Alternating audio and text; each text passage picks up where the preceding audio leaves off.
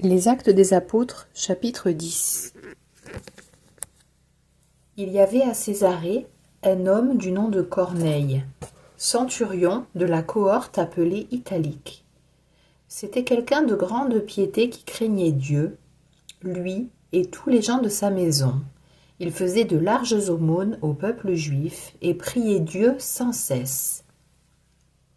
Vers la 9e heure du jour, il eut la vision très claire d'un ange de Dieu qui entrait chez lui et lui disait « Corneille !» Celui-ci le fixa du regard et, saisi de crainte, demanda « Qu'y a-t-il, Seigneur ?» L'ange lui répondit « Tes prières et tes aumônes sont montées devant Dieu pour qu'il se souvienne de toi. Et maintenant, envoie des hommes à Jaffa et fais venir un certain Simon surnommé Pierre. Il est logé chez un autre Simon qui travaille le cuir et dont la maison est au bord de la mer. » Après le départ de l'ange qui lui avait parlé, il appela 2 de ses domestiques et l'un des soldats attachés à son service, un homme de grande piété. Leur ayant tout expliqué, il les envoya à Jaffa. Le lendemain, tandis qu'ils étaient en route et s'approchaient de la ville, Pierre monta sur la terrasse de la maison vers midi pour prier. Saisi par la faim, il voulut prendre quelque chose. Pendant qu'on lui préparait à manger, il tomba en extase.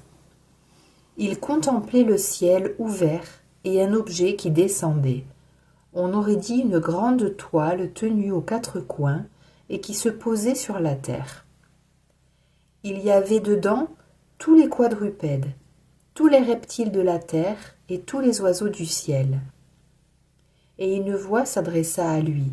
« Debout, Pierre, offre-les en sacrifice et mange. » Pierre dit « Certainement pas, Seigneur. Je n'ai jamais pris d'aliments interdits et impurs. » À nouveau, pour la 2e fois, la voix s'adressa à lui. Ce que Dieu a déclaré pur, toi, ne le déclare pas interdit.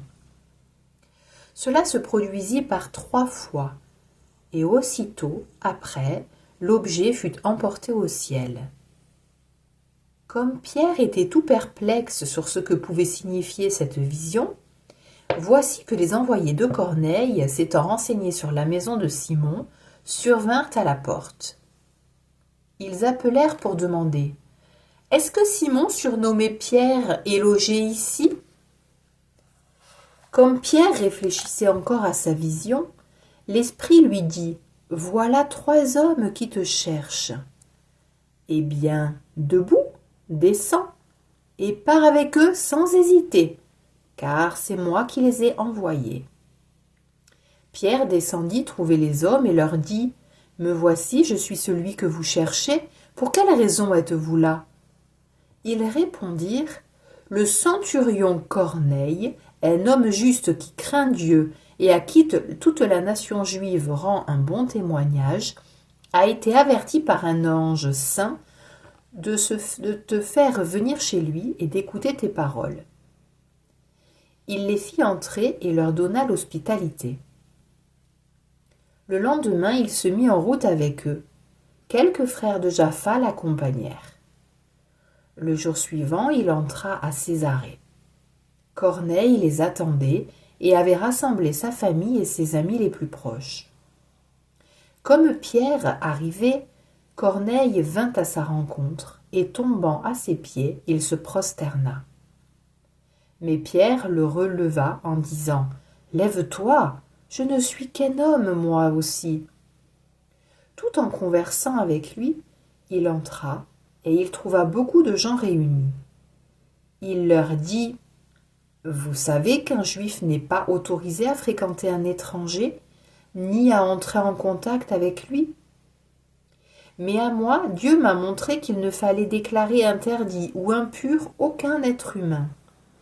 C'est pourquoi, quand vous m'avez envoyé chercher, je suis venu sans réticence.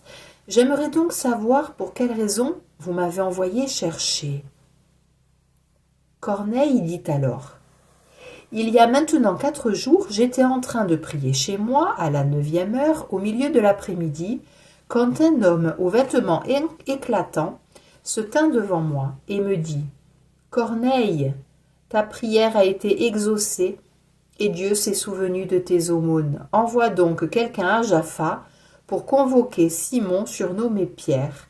Il est logé chez un autre Simon qui travaille le cuir et dont la maison est au bord de la mer. Je t'ai donc aussitôt envoyé chercher, et toi, en venant, tu as bien agi.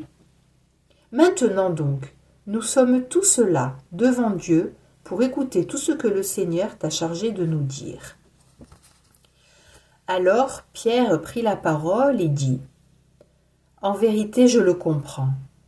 Dieu est impartial.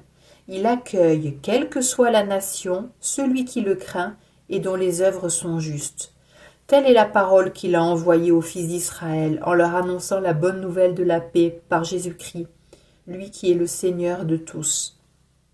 Vous savez ce qui s'est passé à travers tout le pays des Juifs depuis les commencements en Galilée, après le baptême proclamé par Jean. Jésus de Nazareth, Dieu lui a donné l'onction d'Esprit Saint et de puissance. Là où il passait, il faisait le bien et guérissait tout ce qui était sous le pouvoir du diable, car Dieu était avec lui.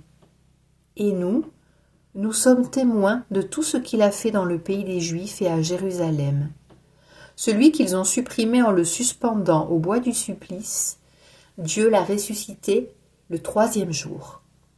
Il lui a donné de se manifester, non pas à tout le peuple, mais à des témoins que Dieu avait choisis d'avance.